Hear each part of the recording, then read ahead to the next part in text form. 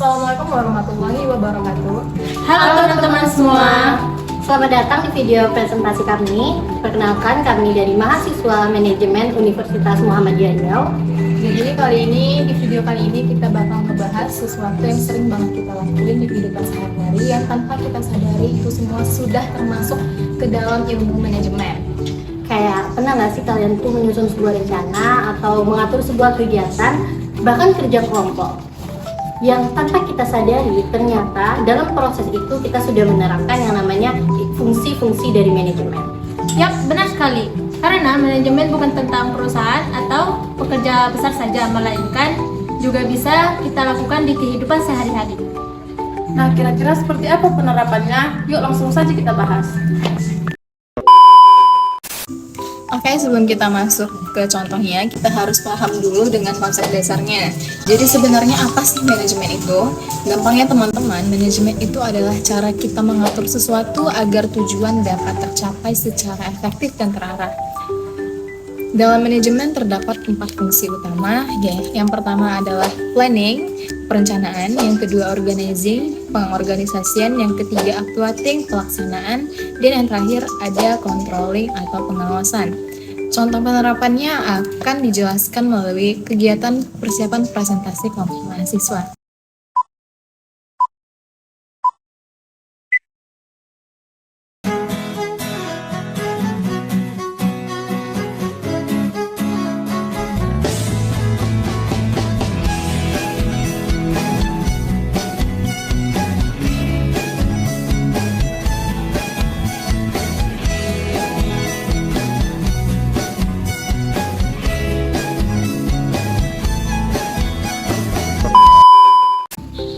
Nah, untuk tugas pengantar manajemen minggu depan itu kan kita ada presentasi ya.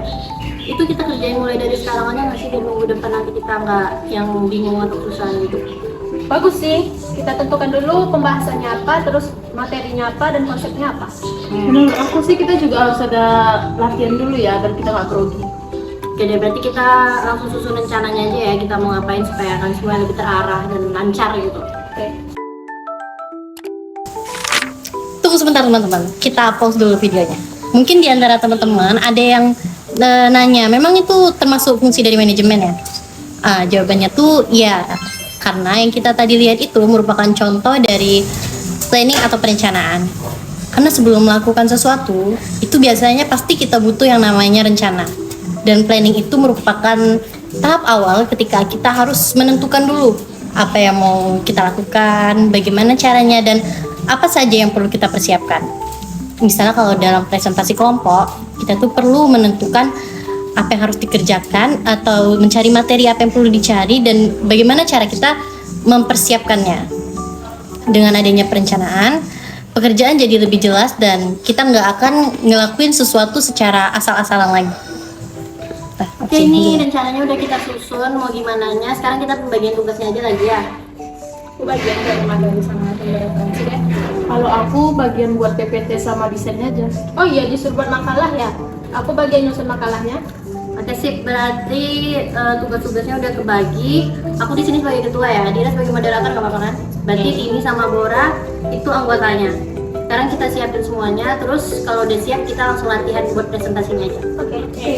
Nah, teman-teman, klip tadi itu merupakan contoh dari organizing atau pengorganisasian. Jadi, setelah kita punya rencana, kita perlu mengatur siapa yang akan melakukan apa.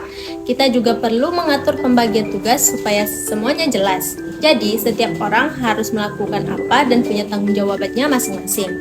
Jadi, nggak ada ceritanya satu orang yang kerja semuanya, sementara yang lain menunggu.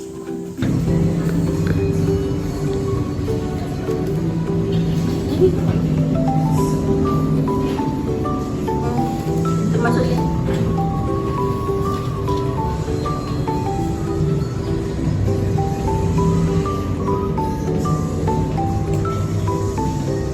Materinya aku udah dapat nih, nanti kita tinggal pilih aja mana yang sesuai. Kirim ke grup ya. Oke, kirim aja dulu. Udah banyak sih, ini udah lengkap juga, jurnalnya udah ada. Yang lain gimana? PPT aman? PPT-nya juga udah selesai nih, tinggal dicek aja mana yang kurang dari perbaiki. Kirim aja dulu ke grup. Bentar ya, kita cek dulu ya. Halamannya udah pas sih. Cuma kalau mau ditambahin bisa juga. Oke nih, PPT udah aman nih. Masalahnya gimana, aman? Makalahnya juga sudah disusun dari materi yang Dira kirim. Cuman tinggal dicek aja, mana tahu masih ada yang kurang bisa kita tambahkan. Daftar isi sama halamannya udah selesai belum? Udah nih.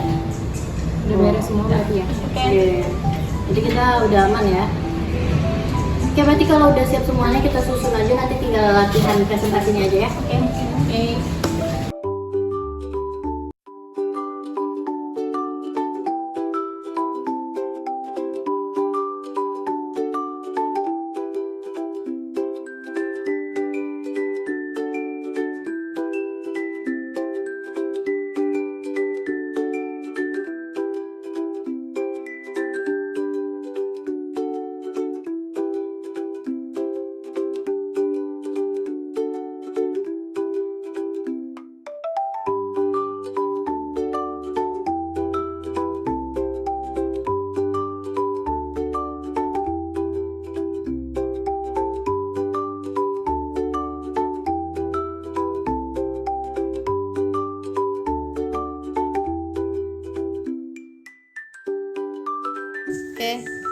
Nah, klip video yang tadi itu merupakan contoh dari accounting atau pelaksanaan.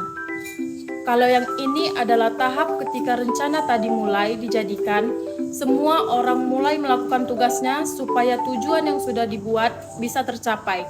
Dan pada tahap ini, kerjasama dan komunikasi merupakan hal yang sangat penting supaya semuanya berjalan dengan lancar.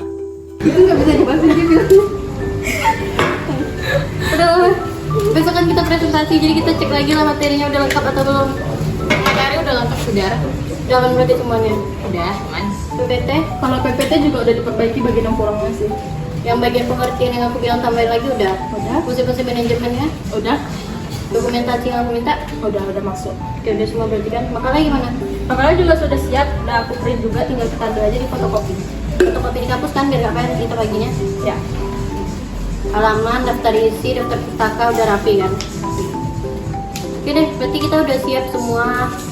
Kerja bagus guys, berarti kita tinggal persiapin besok buat presentasi supaya hasilnya maksimal. Nah, kalau klip itu merupakan contoh dari controlling atau pengawasan. Jadi, dalam melakukan suatu kegiatan, kita nggak boleh lupa untuk mengecek kembali hasil dari pekerjaan kita. Apakah sudah berjalan sesuai dengan rencana atau masih ada yang perlu diperbaiki. Tujuannya supaya kalau ada kesalahan atau kekurangan, kita masih punya banyak waktu untuk memperbaikinya. Dengan begitu, hasil akhirnya bisa lebih baik dan sesuai dengan apa yang kita inginkan.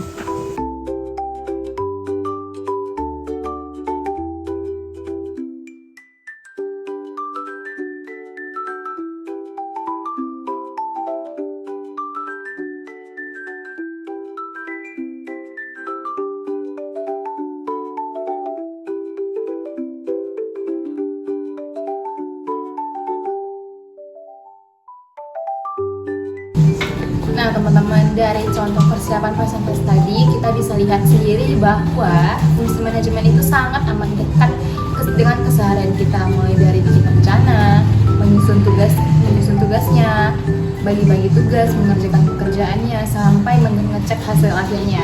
Semua itu termasuk ke dalam proses manajemen loh. Jadi manajemen itu bukan hanya sekadar teori dari buku atau perusahaan besar saja, melainkan juga bisa kita lakukan di kehidupan sehari-hari. Manajemen juga bukan teori di buku, tapi di dalam kehidupan kita sehari-hari. Baik, sekian video presentasi dari kelompok kami. Terima kasih untuk teman-teman yang udah menonton sampai akhir. Semoga apa yang kami sampaikan dapat menambah pemahaman teman-teman tentang apa itu fungsi manajemen yang diterapkan dalam kehidupan sehari-hari. Sekian dari kami.